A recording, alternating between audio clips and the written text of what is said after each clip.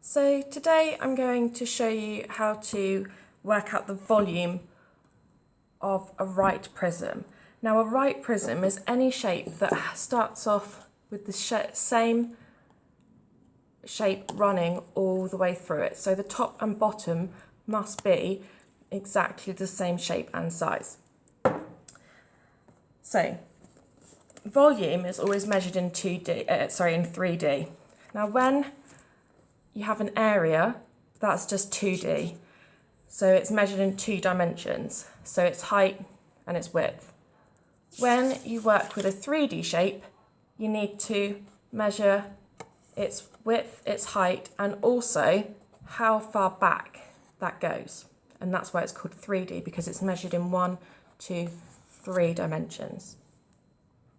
So with any right prism, the first thing you need to calculate is pick one side and work out the 2D area of it. So what I've done here is I've measured in centimetres this length, and I'm going to multiply them together to work out how many individual centimetres squared there are within this area. So here I've got 1, 2,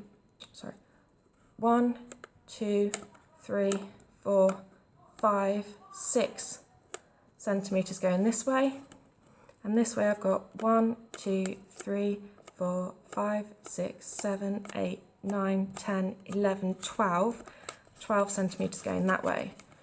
So to work out the area I need to times these together, these two perpendicular lengths. So my first calculation I'm going to do is 6 times 12.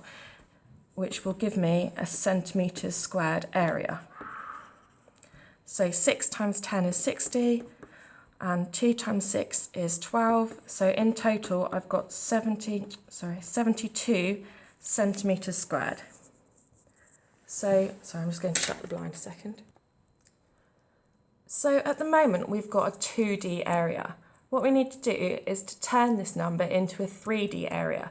And what we do is times that by 1 centimetre to make it 3D.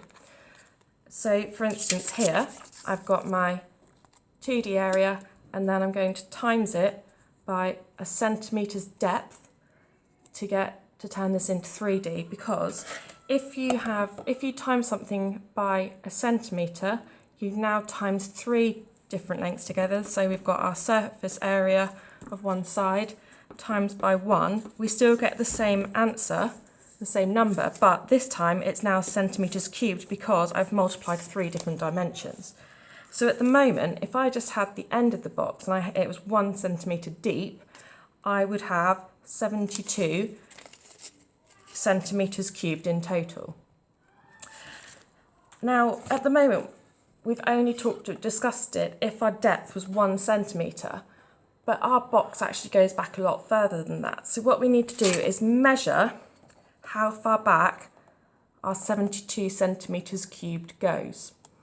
And I estimate it to be about 17 centimetres. So what we're actually going to do is multiply our surface area of one side, and then on the perpendicular length to our surface area, we're going to measure how far back that goes. So that's our surface area for one side, and our perpendicular length that it goes back, I think I said was 17. So I'm going to show you an example of what I'm talking about. What I've done here is I've taken our 2D shape and I've cut it into centimetre blocks. So now I should have 17. 1, 2, 3, 4, 5, 6, 7, 8, 9, 10, 11, 12, 13, 14, 15, 16. Okay, I've slightly measured wrong or cut wrong. So each of these is a centimetre deep. Okay, so I'm going to do that area times each of these. So 1, 2, 3, 4, 5, 6, 7, 8, 9, 10, 11, 12, 13, 14. Yes, it should have been 16, sorry. I underestimated. So we've got our 72 centimetres squared times by 16 centimetres, and centimetres squared times a centimetre equals centimetres cubed. So we're going to do 72 times 16, So let's put our zeros in. 6 times 2 is 12. 6 times 7 is 42 with the extra 0, so 420. That's going to be 20, and 1 times 7 is 70 with 2 zeros. Let's add that up and we get, I'll just move this forward so you can see, sorry about that. 2 in this column, 5 in this column, 4 and 7 make 11, so you should have 1,172 centimetres cubed. So the overall volume, if I had a centimetre cubed, which is a centimetre by a centimetre by a centimetre as a cube, 1,152 of them would fit into the volume inside this object. Okay. Now, if you have a box, let's see, I've stuck that together slightly wrong.